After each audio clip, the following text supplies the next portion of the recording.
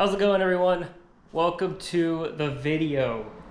I had plans originally to do some data logging on my car because I need to really get back on that.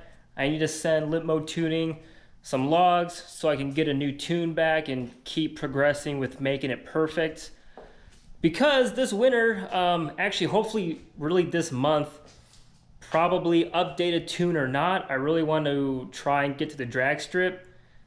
They have events all through November and then it's done for the season, so I want to try and make it to a drag event sometime in November. Updated tune or not, I just want to go see what my car does. I'm not really worried about time. I'm more worried about the trap speed, you know, the overall mile an hour. That's what I'm mostly worried about because based off of that trap speed, I know what the car is, I will know what the car is capable of and where it could be. So I want to do that. Then in the winter, hopefully with getting the new tune, you know, updated and perfected, I really want to get the dyno because I've been trying for the past, well, like 3 or 4 years to get on the dyno and just haven't been able to. So I really want to do that. Oh, sorry for that weird cut. I thought Amazon was here with my package, which leads me to another thing. I have some new spark plugs to install. It's been a couple years since I put new ones in, and I want to put new ones in, fresh ones, for this data logging and stuff I'm going to do. So unfortunately, I couldn't find my spark plug gap tool thing anywhere, so I ordered a new one off Amazon, and it's actually going to be here by today. So that'll be nice. I might be able to get those installed probably, well, hopefully by tonight. And I might record some of that. I know doing spark plugs is boring. You guys have probably seen a bunch of how-to videos or whatever on them. I might not record it, we'll see. Then I went to O'Reilly's because I have a very nasty exhaust leak that I also want to fix before going to the drag strip and on the dyno. So I bought this copper spray gasket stuff to spray on my gaskets. I believe I'm leaking at the gaskets that go from the long tube headers to the Y pipe. I'm almost positive I'm leaking on those because when we originally installed my long tube headers, I actually forgot to buy new gaskets.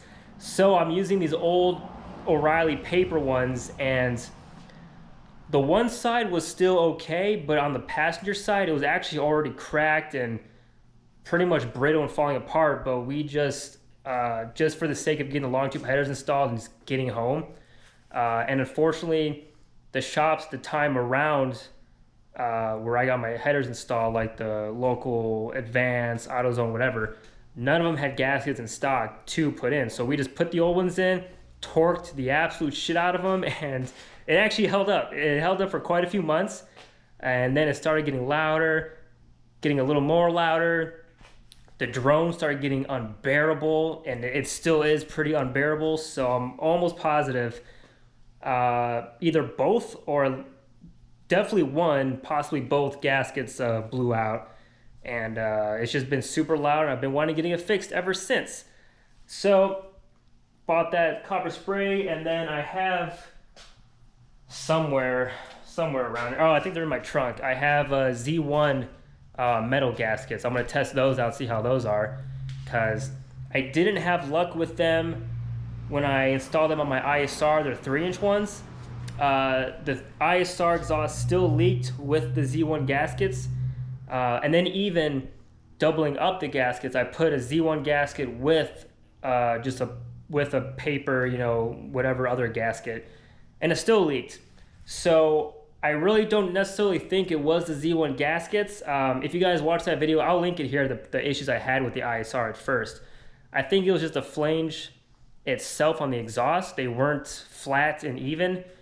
So I really think no matter what I did, it would have leaked. That's why the whole system now has V-bands. I just converted over to V-bands, makes it so much easier.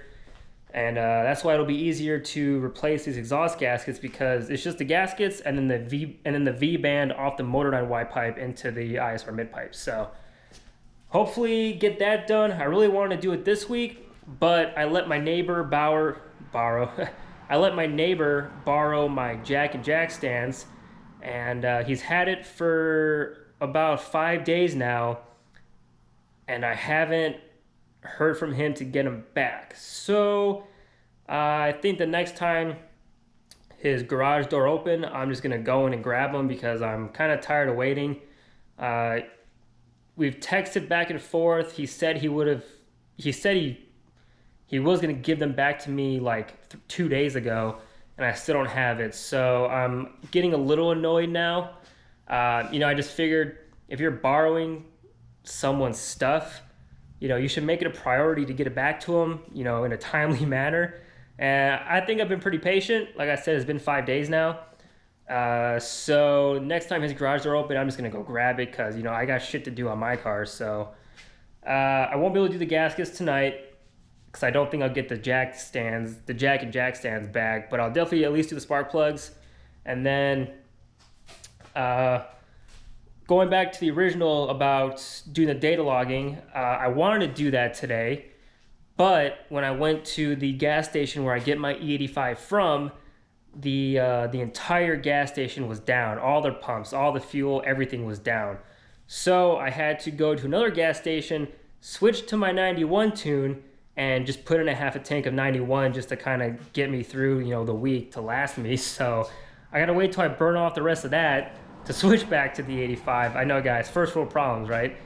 So I gotta wait for all that, but I think I'm just gonna go ahead. If I get that gap tool in by the end of the day, I'll probably do the spark plugs tonight just to get out of the way.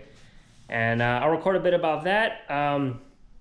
But I guess the main purpose of the video now, after my long rant, is wheel spacers.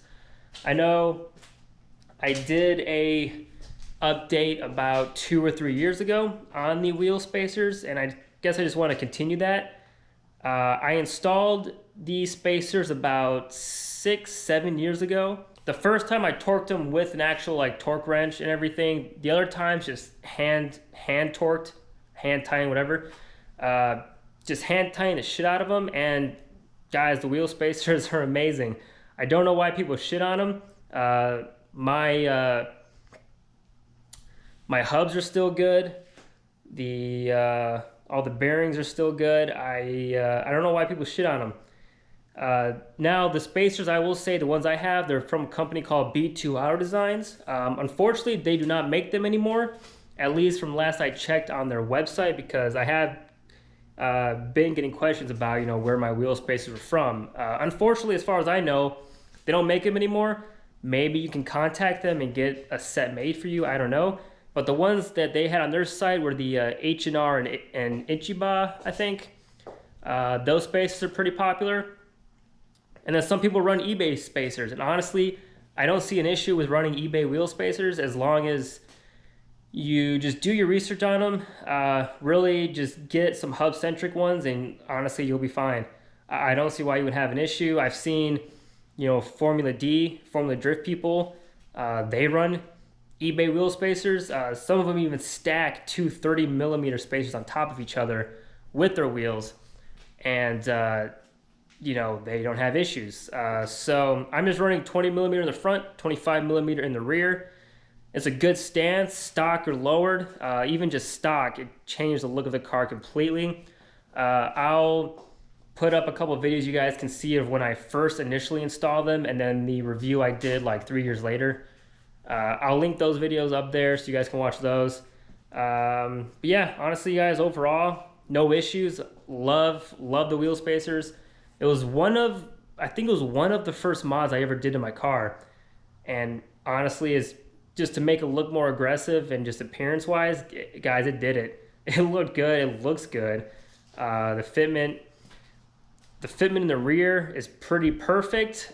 In the front, I think I could have gotten away with maybe a 25mm spacer in the front. However, I think once these tires are done, I might up it to a 235, and then I think that will fill in the rest of the little gap I have to get it closer to the fender. But right now, my tires are at 225/40 in the front, and my rears are at 255/35 in the rear. So that's why with the 255 tire, it really fills out Looks really good, and I'll show you guys right now what it looks like. So here's with the 255. You can see that's pretty damn flush. If I go any lower, I'm definitely going to rub. I still got to get my rear fenders rolled. But this is with the 255 in the rear. And guys, it looks good. Even stock, it looked amazing.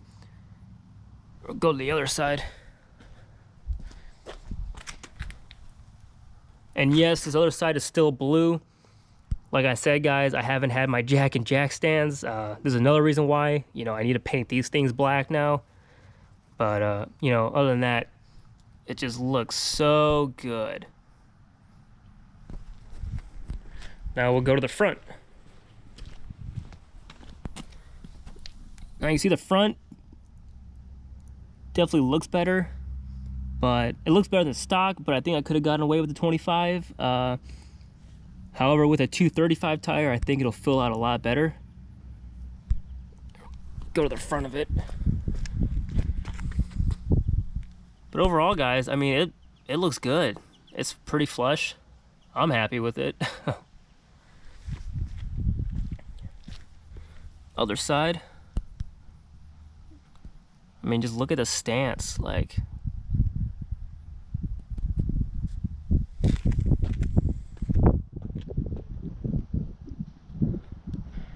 Here, now we'll do that rear booty shot.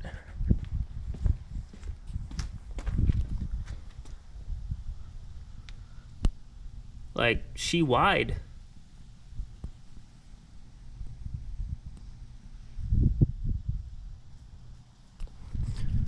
So yeah, guys, 6 or 7 years later with the wheel spacers, absolutely no issues. And, you know, I've definitely abused the hell out of them with spirited driving, some track days, you know, drifting a little, sliding a little. I drive this thing in the snow, so the salt hasn't ruined them. Yeah, they've held up. I would always definitely recommend wheel spacers. The easiest way to figure out what size spacers you need is just get a tape measure and then measure from your rim to the fender, and then just take that measurement and then just go into Google and like, there's a, I'm out of breath, I don't know why. Just go into Google and then it should be able to, how do I say, not convert. It should be able to convert over to millimeters. Just put in whatever inch it is, and then you'll be able to convert it over to millimeters, and then you'll know what size spacer you need. So, super simple, super easy mod. Definitely one I recommend. Overall awesomeness. So if I don't get these spark plugs, this video will end right now. If not, I'll just include that footage after this. But in any case, I hope you guys liked that little rant and the little spacer update and recommendation. And I'll see you guys in the next one. Deuces.